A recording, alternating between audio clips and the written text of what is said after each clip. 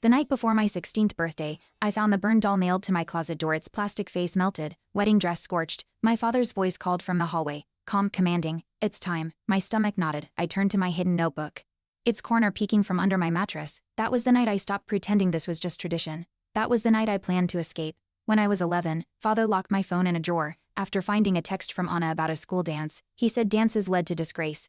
Eyes wild with disgust, I had to write an apology letter to Allah, supervised by Mother, who silently wept. That night, Anna whispered through our bedroom wall, promising she'd never marry who they picked. I wrote everything in my notebook, drawing a little wedding dress with flames.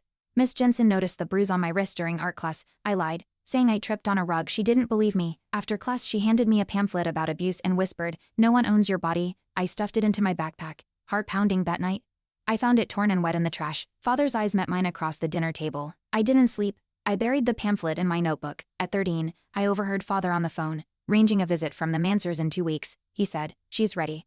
My heart stilled. That night, Anna shoved a note into my pocket, "Hide your blood." It made no sense until I saw the white cloth Mother laid on my bed. I tore it up and flushed the pieces. Later, my room reeked of bleach. A red herring. Layla said it was for spring cleaning. I didn't believe her. Theodora Whitman came for tea, pretending to admire Mother's needlework. I noticed her eyes linger on the bruises under Anna's sleeve. After she left, Father burned a doll in the backyard. Rebellion spreads, he hissed. Anna screamed. That night I heard wood snap.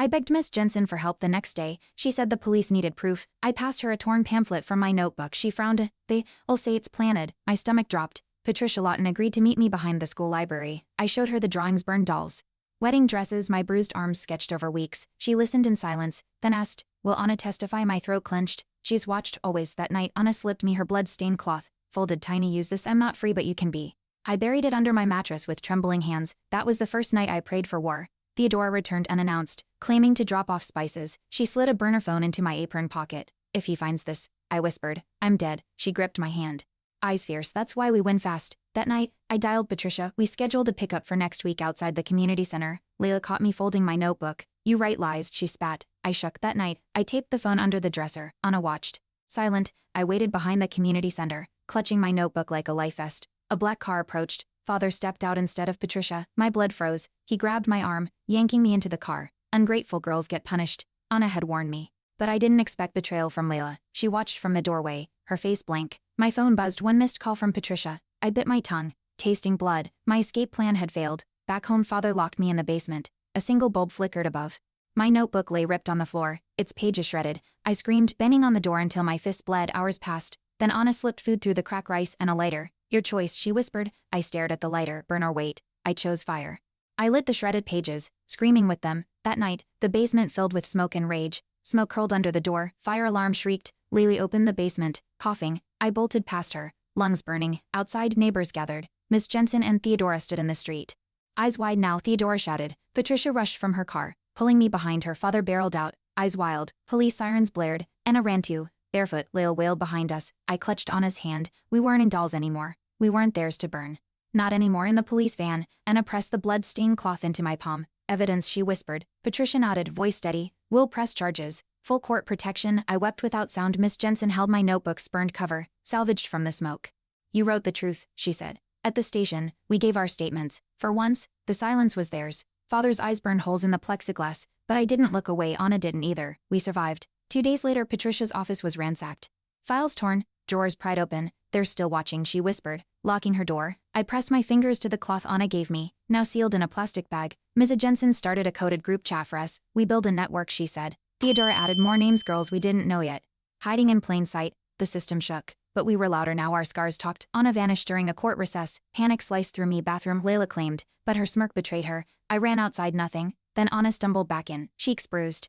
"They tried to drag me home," she gasped. I bit him. Her wrist bore teeth marks hers. The judge ordered an immediate escort. Patricia demanded charges against Layla too. The courtroom erupted. I squeezed Anna's hand. Our fear was public now, so was our defiance. That night, our group chat exploded. 3 more girls escaped. One used a wedding invite to fake an alibi. Another broke her own window to stage a break-in. The third she hid inside a moving van. Patricia called it an exodus. Miss Jensen printed flyers with legal hotline numbers and hid them in school bathrooms. We weren't just surviving, we were organizing. Our fear had turned into fire. And fire, when shared, spreads. The school announced Family Honor Week, featuring guest speakers from our community. I panicked. Layla was listed. Miss Jensen called in sick that day.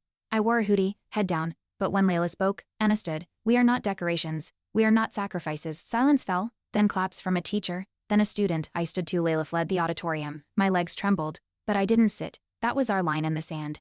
Local news picked up Anna's speech. Overnight, the video hit 200,000 views. Trolls flooded the comments, but so did survivors. Patricia's inbox overflowed with legal aid requests. Theodora opened a community center room for nightly support meetings. We called it the Nest. Girls left hidden notes there, some with drawings, others with names, each one a declaration. The courtroom was no longer our only weapon. Our voices were louder online. They couldn't burn those. One night we found a burned doll on the Nest's doorstep. A threat. I felt the old panic creep in. Patricia called for surveillance. They're baiting us, she said. But Anna refused to back down. She placed the doll inside a clear box on the Nest's shelf. Let them see what we escaped. We took turns guarding it. Fear was still there, but now. So was rage. And rage, when harnessed, builds movements. The school principal summoned me. Too much attention, he warned. I braced for punishment. Instead, he slid a folder across the desk, photos from burned dolls at 3 other schools. I think it's coordinated. He said, but I'm with you. I blinked. Not all adults were enemies. Ms. Jensen joined moments later with Theodora. It's time for a district meeting, she said. The system that once silenced us now had cracks, and cracks let light in. The district meeting was packed. Teachers, parents, reporters. Patricia presented sealed evidence, photos, testimony, forensic reports. Layla showed up, flanked by her lawyer. She called us ungrateful, corrupted by Western lies. Then Anna stood, lifted her sleeve, and showed the scar. This is your honor? Gasps rippled. A teacher wept. Theodora passed out hotline flyers. The board voted unanimously to implement mandatory abuse reporting training. The doll in the display case now had its first crack. That weekend, Anna and I visited the Nest. A new girl waited by the door. Clutching a scorched notebook, her name was Soraya. They burned everything, she whispered. We gave her tea, a blanket, and space. Later she asked for a pen. To start again, she said. I handed her my spare. She drew a burning doll, but this one held a sword. We pinned it on the wall. The Nest grew one warrior stronger that day. In court, father pled not guilty. He called it cultural discipline. The judge stared coldly. Discipline does not involve branding your daughter's arm. Anna squeezed my hand. Then Patricia played the audio from the burner phone the night he threatened to bleed me pure. Gasps. The jury looked sick, one juror cried. The prosecutor stood silent for 10 seconds before speaking. Sometimes, silence speaks loudest. That day, truth didn't whisper, it roared. The verdict came guilty on all counts. Father's face didn't change, but mine did. For the first time, I didn't flinch when he looked at me. Anna cried openly. Outside, girls from the Nest held signs. We are not his honor. Dolls no more. Reporters swarmed, but we stood tall. Theodora handed me a black notebook. You choose what fills this one. I held it close this time. The pages would be mine alone. Anna took the stand again, this time for herself. She named Layla as complicit. She knew she helped. Patricia submitted Anna's medical records, voice recordings. Layla's attorney objected, overruled. I watched Layla pale. The judge ordered her immediate detainment pending further charges. As the officers cuffed her, she screamed, "You were supposed to be obedient." Anna replied, "I was never yours." The courtroom murmured. Miss Jensen smiled. Another chain shattered. The Nest buzzed that night. We launched a school campaign, Burn the Silence, posters, workshops, anonymous boxes for stories. Soraya led the first session, voice trembling but strong. They silenced me with fear, I fight with voice. Girls opened up. One spoke of shackles. Another of honor punishments. Teachers cried. Theodora created a scholarship fund for girls leaving abusive homes. Ms. Jensen wrote a curriculum unit on coercive control. This wasn't just healing, it was resistance. Institutional, loud, and fiercely feminine. One morning, the Nest door was painted red, blood red. No one panicked. Instead, Anna placed the burned doll in the window, now encased in glass. We added Soraya's warrior drawing beside it. The red stayed. It became our warning and our banner. Reporters asked if we feared retaliation.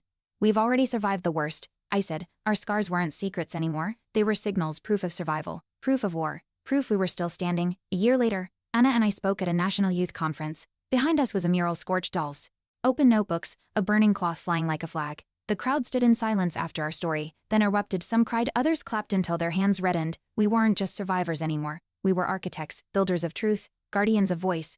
Anna grinned. From ashes, she whispered. I nodded. We rise, and we did. At the Nest's anniversary, I walked past our wall of drawings. My hand lingered on Soraya's sword doll sketch. I'd added my own beside it, 2 girls standing over flames. I remembered the basement.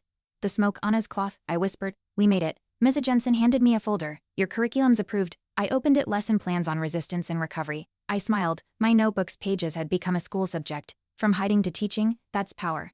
Anna pressed a new notebook into my hands. For your next chapter, she said. Its cover read fireproof. I laughed. Do you think we're done? She grinned. No, but now we write the rules. I opened to the first page. No burned dolls, no blood cloths, just blank space and choice.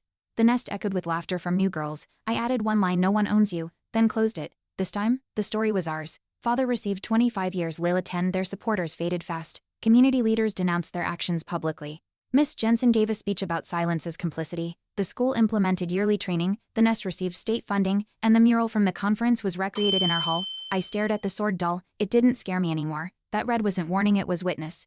A testament. We weren't just heard, we changed the rules. At our final nest meeting before graduation, Soraya presented a new project, Fireproof Chapters, a network of safe spaces across the country. I watched Anna lead the chant, "No more hidden scars. Girls raise notebooks like shields."